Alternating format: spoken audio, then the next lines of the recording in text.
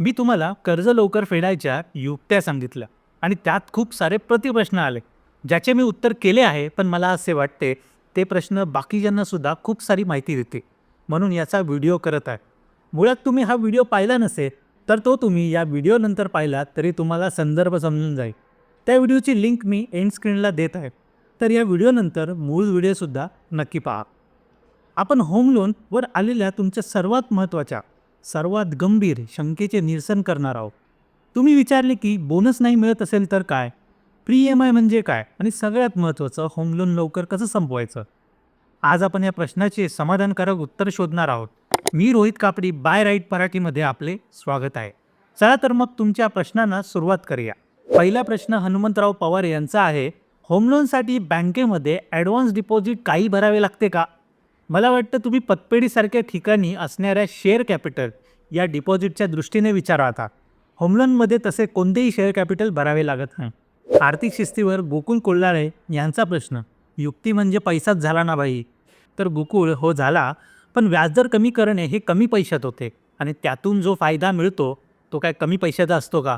इथे एक गोष्ट लक्षात घ्या, आर्थिक शिस्त पाळणे ही सुद्धा एक युक्तीच आहे, कारण ती सगळ्यांना पाळता येत नाही. RJP 303 यांचा एक महत्त्वाचा प्रश्न आहे. ते म्हणतात, सर वर्षाला एक अतिरिक्त EMI भरण्याऐवजी दर महिन्याला थोडे थोडे पैसे भरले तर? उत्तम कल्पना, तुम्ही नक्कीच करू शकता. यासाठी तुम्हाला ऑनलाईन पोर्टलमध्ये जाऊन दर महिन्याला स्वतःहून अतिरिक्त रक्कम भरावी लागेल. पण जर तुमची प्रत्येक महिन्याची ही अतिरिक्त रक्कम शाश्वत असेल, म्हणजेच ती नेहमीच मिळणार असेल, तर दर महिन्याचा EMIच वाढवून घेणे जास्त सोपे पडेल. यामुळे तुम्हाला दर महिन्याला वेगळी प्रोसेस करावी लागणार नाही. प्रशांत कोळते आणि जयसिंग 4181 यांचे मत आहे की साहेब EMI भरण्यासाठीच पैसे इकडून तिकडून करत आहोत, बोनस कुठून येणार? आणि झंडूबाम 6,900 बोनस मिळतो. मला तुमच्या परिस्थितीचा खेद आहे, परंतु अधिकच्या मिळकतीचे काम करून ही रक्कम भरण्याचा प्रयत्न करावा. तसे शक्य नसेल तरी व्हिडिओमध्ये सांगितलेल्या बाकी पर्यायांचा उपयोग नक्कीच होईल. वृषांग यांचा प्रश्न आहे, सर होम लोनला अतिरिक्त हप्ता भरला तर कसा फायदा होईल? होम लोन अतिरिक्त EMI भरण्याचा सर्वात मोठा फायदा आहे की ती संपूर्ण रक्कम तुमच्या मुद्दल म्हणजे प्रिन्सिपल अमाऊंटमधून वजा केली जाते, ज्यामुळे तुमच्या कर्जाची मुद्दल झपाट्याने कमी होते. 13व्या EMIच्या कल्पनेसारखा फायदा आहे. त्यांचा दुसरा प्रश्न आहे, आम्ही गाडी लोनवर घेतली. गाडीचे लोन असल्यामुळे होम लोन होत नव्हते. मग गाडी लोन क्लोज केले, पण बँकेने पूर्ण व्याजासहित पैसे घेतले. होम लोनचे तसेच असेल का? तर मला वाटते तसे व्हायला नको होते. पूर्ण व्याज घेता येत नाही आणि होम लोनमध्ये असे करता येत नाही. आपल्याला सतर्क राहणे फार गरजेचे आहे.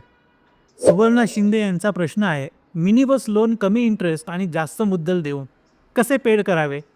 सुवर्णा, मिनी बस लोनला तुम्ही होम लोनसारखेच हाताळू शकता. कमी इंटरेस्ट, जास्त मुद्दल भरण्यासाठी हे 2 स्मार्ट हॅक वापरा. पहिले म्हणजे व्याजदर कमी करा. यासाठी बँक बदला, म्हणजेच बॅलन्स ट्रान्सफर करा किंवा तुमच्या सध्याच्या बँकेकडून कमी दराची मागणी करा. आणि दुसरा म्हणजे मुद्दल लवकर फेडा. जेव्हाही अतिरिक्त पैसे मिळतील तेव्हा ते मुद्दलात जमा करा, म्हणजे प्री पेमेंट. आणि इथेच PMI बद्दल काही शंका आहेत, ज्या सूरज मेंटर यांनी विचारलं आहे. मेंटर सूरज विचारतात, प्री EMI हा अंडर कन्स्ट्रक्शनच्या वेळी घेतात, त्यामुळे फुल EMI लागत नाही. आणि पुढे HDFCने काही विचारले नाही आणि डायरेक्ट प्री EMI घेतला. तर तसे नाही आहे. तो निर्णय आपल्यावर असतो. बँकांना प्री EMI सोयीची असते, म्हणून ते आपल्या माथी मारले जाते. प्री EMIचे फुल EMI करणे हे बिल्डर आणि बँका यांच्यावर अवलंबून असते. पण आपण सतर्क असू तर त्यांना हे करणे शक्य होत नाही. सामान्य माणसाच्या ज्ञानाची या बँका मलाही खात असतात. याच अनुषंगाने संदीप रायबोळे यांचा पुढचा प्रश्न आहे, दर वर्षाला व्याजदर बदलायची चौकशी करावी का? तर व्याजदर दर 3 महिन्यांनी बदलेल किंवा नाही, आणि जरी बदलला तरी तो 0.25% किंवा 0.50% इतकाच बदले. त्यामुळे वर्षातून एकदा यावर लक्ष ठेवणे पुरेसे होऊ शकते. आता 14 वर्षापासून होम लोन न तपासलेल्या एका प्रेक्षकाचा प्रश्न आहे. क्रिएटिव्ह एडिकेट विचारतात, सर मी 14 वर्षापासून कधीही माझ्या होम लोनविषयी काहीच चेक केले नाही. आता काय करावे? प्लीज मार्गदर्शन करावे. तुम्ही माझा नीट व्हिडिओ पहा, त्यातून सर्व गोष्टी सविस्तर मांडल्या आहेत. माझा अंदाज आहे की तुमचा व्याजदर सध्याच्या दरापेक्षा खूप महाग असेल, त्यामुळे तुम्हाला त्वरित बॅलन्स ट्रान्सफर करावा लागेल. लोन ट्रान्सफर आणि त्याबद्दलच्या चार्जेसबद्दल अबूबकर भालदार यांचा प्रश्न आहे, लोन ट्रान्सफर करतेवेळी फोरक्लोजर चार्जेस लागू नये यासाठी काय करावे? आणि ऑटो पे आहे त्याला मॅन्युअली पे करण्यासाठी काय करावं? फोरक्लोजरवर होम लोनमध्ये साधारणतः चार्जेस लागत नाही. पण जर बँका काही चार्जेस मागत असतील तर एक युक्ती करा. उर्वरित रक्कमेचे 10% दर महिन्याला भरत जा. त्यामुळे फोरक्लोजर चार्जेस हे लागणार नाहीत आणि तुमचे कर्ज हे झटपट संपून जाईल. दुसरा प्रश्न, मॅन्युअली पेमेंट करायचे असल्यास तुमच्या लोन अकाउंटमध्ये ऑनलाईन तुम्हाला लॉग इन करावं लागेल आणि तिथून तुम्हाला थेट पेमेंट करता येईल. पुढे संतोष शिंदे विचारतात, सर जेव्हा आम्ही होम लोन बॅलन्स ट्रान्सफर करतो तेव्हा दुसरी बँक लोन रकमेच्या 0.5% मॉर्गेज फी मागते. ही फी टाळण्यासाठी काही पर्याय आहेत का? ही मॉर्गेज फी नाही, त्याला फ्रँकिंग चार्जेस लागतात. ते फार कमी असते, साधारणतः 0.1% लोन अमाऊंट इतके. म्हणजे 1 कोटीच्या लोनवर अंदाजे 10,000 रुपये इतके लागू शकते. म्हणजेच त्या 10,000च्या बदल्यात तुम्हाला इंटरेस्टचा फायदा खूप जास्त मिळू शकते. प्रमोद येरुणकर यांचे मत आहे की सर्व टिप्स मर्यादेपर्यंत उपयोगी पडू शकतात. त्यापेक्षा स्वतःचे इन्कम वाढवा. बोनसच्या जीवावर EMI कधीच कमी करता येत नाही. तुमचा मुद्दा बरोबर आहे, पण तुम्ही जर साईड बिझनेस करून पैसे कमवाल जरी आणि कष्टाचा पैसा व्याजातच घालवायचा असेल तर काय फायदा? त्यामुळे कर्ज फेडण्यासाठी फक्त श्रम नाही तर युक्ती म्हणजे स्मार्ट स्ट्रॅटेजीसुद्धा तुम्ही वापरावी लागेल. पुढे कुणाल सोनावणे यांचे निरीक्षण आहे की व्याजदर वाढले तर बँका आपोआप चेंजेस करतात आणि कमी झाले तर ते आपल्याला स्वतःहून सांगायचं. हे त्यांचे इंटेन्शन्स ग्राहक केंद्रित नाहीत.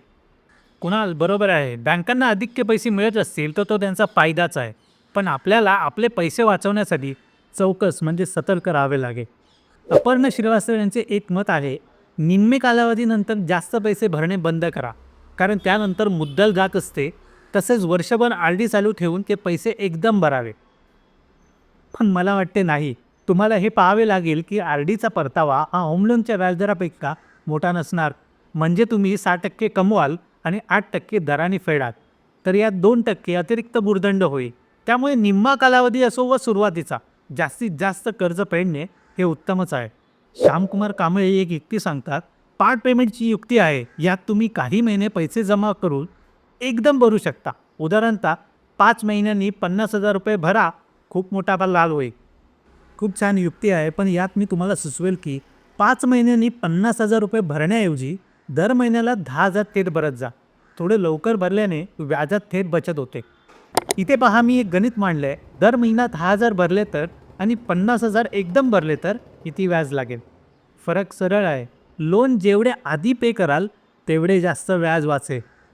आणि हेच पार्ट पेमेंट कसे भरावे याबद्दल वृषांग 1234 यांचा प्रश्न आहे. पण ही रक्कम कशी भरायची? ऑनलाईन आपल्या अकाउंटवरून कट होतात, मग अधिक रक्कम कशी भरायची? तर वृषांग हे खूप सोपे आहे. बँकेच्या पोर्टलमध्ये लॉग इन करून त्यात पार्ट पेमेंट नावाचे अधिकचे पेमेंट करण्याची सोय असते. जर ऑनलाईन सोय नसेल तर तुम्ही बँकेत जाऊन लोन खात्यात नंबर आणि नाव भरून तुमचा चेक जमा करू शकता. RSF 14 विचारतात, मला कुठून लमसम एक गट्टा पैसे मिळत असतील तर मी ते होम लोनमध्ये टाकून लोनचा कालावधी कमी करू शकतो का? आणि तसे केल्यास ते परिणामकारक आहे का? तर हो, नक्कीच. हा खूप परिणामकारक उपाय आहे. याला प्री पेमेंट किंवा पार्ट पेमेंट असे म्हणतात. आणि ही संपूर्ण रक्कम तुमच्या मुद्दलातून वजा होईल. त्यामुळे कर्जाचा कालावधी नक्कीच खूप कमी होईल. पुढे अखिलेश 153 विचारतात, प्री EMIला फुल EMIमध्ये कन्वर्ट करायला बँक नकार देता. पूर्ण लोन अमाऊंट डिस्बर्स केल्याशिवाय फुल EMI कन्वर्ट होणार नाही असे सांगतात. असा काही रूल आहे का? अखिलेश, बँक असे नाटके करू शकतात, पण ते बरोबर नाही. आपण त्यांना मुळात बदलू शकत नाही. त्यामुळे एक युक्ती करा. तुम्ही दर महिन्याला पार्ट पेमेंटवरून वरचे पैसे मुद्दलात जमा करत जा. त्यामुळे जरी तुम्हाला फुल EMI करू नाही दिला तरी तुमचा फुल EMI सारखाच पैसे जात जाईल. DPYQ 3SN यांचा प्रश्न आहे, 10 मल्टी लोन एकत्र करून कसे फेडायचे ते सांगा. मुळात वेगवेगळी लोन एकत्र घेणे घातक आहे. 10 लोन वेगवेगळे चालवल्यास तुमचा EMI वाढेल आणि कालावधी कमी होत जाईल. त्यामुळे एक प्रयत्न करा, एका कमी व्याजाच्या वाढीव कर्जामध्ये छोटे कर्ज विलीन करा. म्हणजेच एक मोठे कर्ज करून छोटे कर्ज फेडून बंद करा. त्यातसुद्धा अधिक व्याजाचे कर्ज फेडता येईल का हे पहा. चेतन जळगावकर विचारतात, जर ऑटो डेबिट असेल तर राऊंड अप अमाऊंट कशी पे करणार? सेपरेट पे केली तरी चालते का? तर हो, तुम्ही सेपरेट पे करू शकता. त्यासाठी बँकेच्या ऑनलाईन पोर्टलवर पार्ट पेमेंटचा पर्याय वापरा. जर तुम्हाला तुमचं EMI वाढवायचं असेल तर भविष्यात सोयीसाठी नेहमी थोडी जास्त रकमेचं मॅन्डेट ठेवा. मॅन्डेट म्हणजे जे अमाऊंट तुमच्या बँक अकाउंटमधून कापता येईल याचे प्रमाणपत्र. याची लिमिट तुम्ही EMIपेक्षा जास्त सेट करून ठेवा.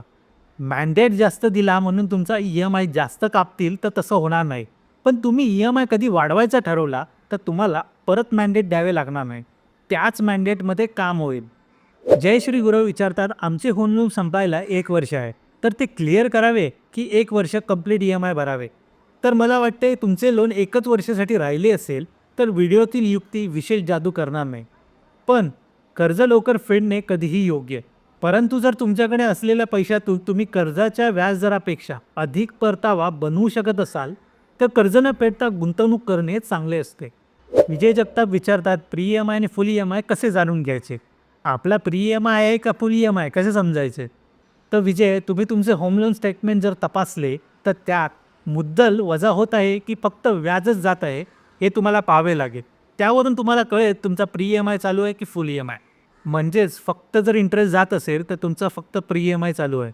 मयुरी क्रिएशन विचारतात, होम लोन घेण्यासाठी कोणती बँक चांगली आहे? तर मी नेहमी म्हणतो, बँकेचा प्रोडक्ट हे पैसे आहे आणि पैशाची वेगवेगळी क्वालिटी नसते. त्यामुळे तुम्हाला जिथून सर्वात स्वस्त कर्ज मिळेल तिथूनच कर्ज घ्या. आणि तुम्हाला वाटेल की सध्याची बँक गडबड करत असेल तर लगेच दुसऱ्या बँकेत कर्ज ट्रान्सफर करा. तरी तुम्हाला उत्तर द्यायचे म्हणून मी सांगेन, HDFC आणि SBI या 2 बँका चांगल्या मानल्या जातात. विशाल बिसाळकर विचारतात, मी SBI योनोमध्ये प्री पेमेंट म्हणून रक्कम भरतो. प्री EMI आणि प्री पेमेंट एकच आहे की वेगवेगळे? तुम्ही जी रक्कम भरत आहात त्याला प्री पेमेंट म्हणतात. ती मुद्दलातून कमी केली जाते. लवकर कर्ज फेडण्यासाठी ही सवय खूप चांगली आहे. शॉर्टमध्ये बघायचं झालं तर प्री EMI आणि प्री पेमेंट हे सारखेच आहे. वैभव पाठक यांचे मत आणि सूचना आहे, वरून थोडे थोडे पैसे भरत चला, त्याला प्री पेमेंट म्हणतात. EMI कट झाल्यावर EMIच्या दुप्पट रक्कम भरतासुद्धा येते. लोन ऑफिसमध्ये जाऊन व्याजदर कमी करून भेटण्याची काय ऑफर आहे का ही नक्की विचार. तर वैभव, तुम्ही माझ्या व्हिडिओचा खूप छान सारांश काढला आहे. तुमच्या या माहितीमुळे इतरांनाही त्यांच्या कर्जाची रक्कम फेडायला आणि व्याज वाचवायला नक्कीच मदत होईल. पुढचा प्रश्न सिबिल ब्लॉक इंडिया विचारतात, इंटरेस्ट रीराईट झाला आहे की नाही हे कसे समजेल? बँक सांगते की इंटरेस्ट रेट ऑटोमॅटिक अपडेट होतो. तर मी सांगेन, बँक बहुधा स्वतःहून कळवत नाही. त्यामुळे तुमच्या लोन पोर्टलवरती रेट तपासणे महत्त्वाचे आहे. पण यात एक म्हणजे, जर तुमचा होम लोन रेपो लिंकवर असेल तर दर आपोआप बदलतो. आणि जर तुमचे लोन MCLRवर असेल तर बँक दर महिन्याला MCLR रिव्ह्यू करते. त्यामुळे दरात बदल होऊ शकतो पण तो हमखास नाही. प्राऊड इंडियन यांचे मत आहे, होम लोनचा EMI मासिक पगाराच्या 25% आहे आणि 3 इयर इन्शुअर्ड आहे. लोन चालू ठेवणे फायदेशीर आहे कारण तुम्ही तुमचे पैसे इतर फंडात गुंतवू शकता. तुमचा मुद्दा अगदी बरोबर आहे. होम लोन सुरू ठेवून गुंतवणूक करणे हा एक योग्य आर्थिक निर्णय असू शकतो. पण तो प्रत्येक व्यक्तीसाठी, विशेषतः आपल्या समाजातील बहुतांश लोकांसाठी सोपा नसतो. अनेक लोकांसाठी EMI एक मानसिक आणि आर्थिक ताण असतो. त्यामुळे तुमच्या स्थितीनुसार हा निर्णय तुम्ही घेऊ शकता. तर मित्रांनो, मला खात्री आहे की होम लोनबद्दलच्या तुमच्या अनेक शंकांचे समाधान आजच्या व्हिडिओमध्ये नक्की झाले असेल. एक गोष्ट लक्षात ठेवा, बँक ही तुमच्या सोयीसाठी नाही तर नफ्यासाठी काम करते. त्यामुळे तुम्हाला पैसे वाचवण्यासाठी नेहमी चौकस आणि स्मार्ट राहावे लागेल. व्याजदर तपासा, बॅलन्स ट्रान्सफरचा विचार करा, जमेल तेव्हा पार्ट पेमेंट करून कर्जाचे मुद्दल कमी करत राहा. याबद्दल तुम्हाला आणि काही विचारायचे असेल तर खाली कमेंट करा. हा व्हिडिओ आवडला असेल तर लाईक करा आणि बाय राईट मराठी चॅनलला सबस्क्राईब करायला विसरू नका. पुन्हा भेटूया. धन्यवाद.